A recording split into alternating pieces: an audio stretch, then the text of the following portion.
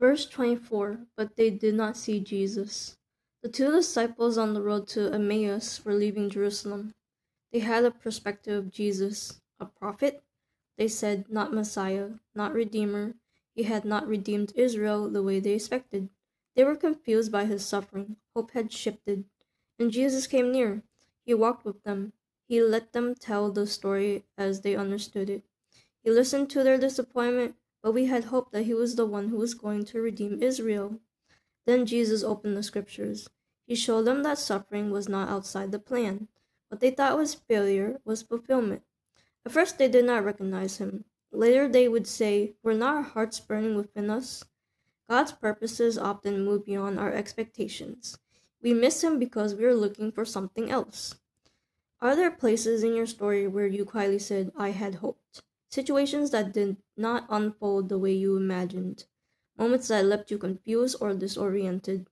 Jesus is closer than we realize. When their eyes were opened, they did not stay in Emmaus. They rose at once and returned to Jerusalem. Recognition led to movement. As you look back over your own story, has confusion ever turned into clarity?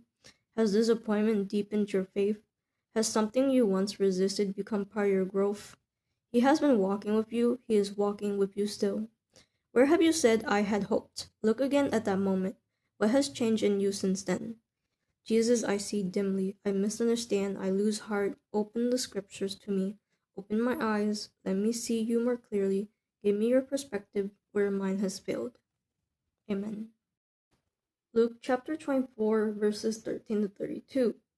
Now that same day, two of them were going to a village called Emmaus, about 7 miles from Jerusalem. They were talking with each other about everything that had happened. As they talked and discussed these things with each other, Jesus himself came up and walked along with them, but they were kept from recognizing him. He asked them, what are you discussing together as you walk along? They stood still, their faces downcast. One of them, named Cleopas, asked him, are you the only one visiting Jerusalem who does not know the things that have happened there in these days? What things? He asked. About Jesus of Nazareth, they replied. He was a prophet, powerful in word and deed before God and all the people. The chief priests and our rulers handed him over to be sentenced to death, and they crucified him. But we had hoped that he was the one who was going to redeem Israel. And what is more, it is the third day since all this took place.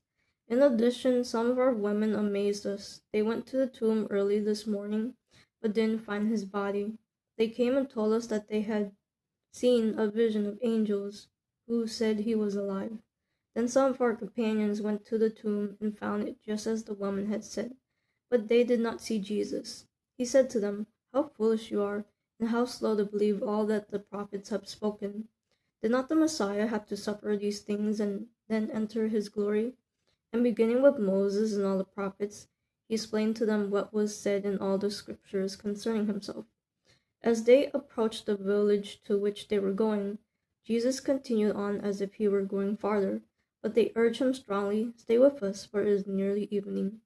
The day is almost over, so he went in to stay with them. When he was at the table with them, he took bread, gave thanks, broke it, and began to give it to them. Then their eyes were opened, and they recognized him, and he disappeared from their sight. They asked each other, were not our hearts burning within us while he talked with us on the road and opened the scriptures to us?